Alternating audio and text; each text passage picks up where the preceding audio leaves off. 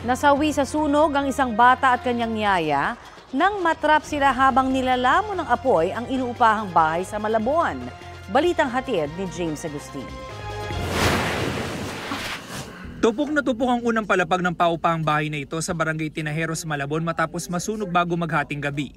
Umabot sa unang alarma ang sunog na naapula matapos sa mahigit 40 minuto. Nasa 12 fire truck ang rumisponde sa lugar.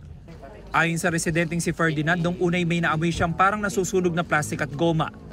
Nang silipin niya, malaki na ang apoy sa katabing bahay. Pagbaba ko, paglabas ko ng mismong pintuan, apoy na kaagad yung doon sa pintuan ng bahay. Napakalakas na. So, ang instinct ko, bumalik ako agad ng bahay kasi yung nanay at tatay ko may edad na eh. So, sila muna yung inano ko.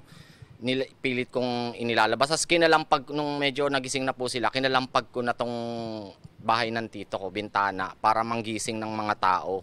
Pinagtulungan ng mga residente na apulahin ang apoy. Nakaubos ako ng isang fire extinguisher, tsaka yung may mga drum kami dito, buti naman puno. Napagtulong-tulungan namin. Talagang napakainit. Ubos yung ibaba. Sa kasagsagan ng sunog na trap sa ikalawang palapag ang 2 batang babae at kanilang yaya. Ang 6 na taong gulang na bata, idinaan sa terrace. Nagtamo siya ng mga paso sa katawan. Yung isang bata, nakakasigaw pa kanina, pero naibaba dito sa bendang labas.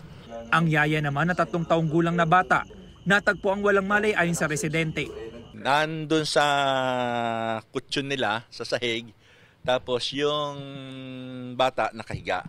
Tapos yung yaya, dinapaan niya yun, nakatukod yung yaya.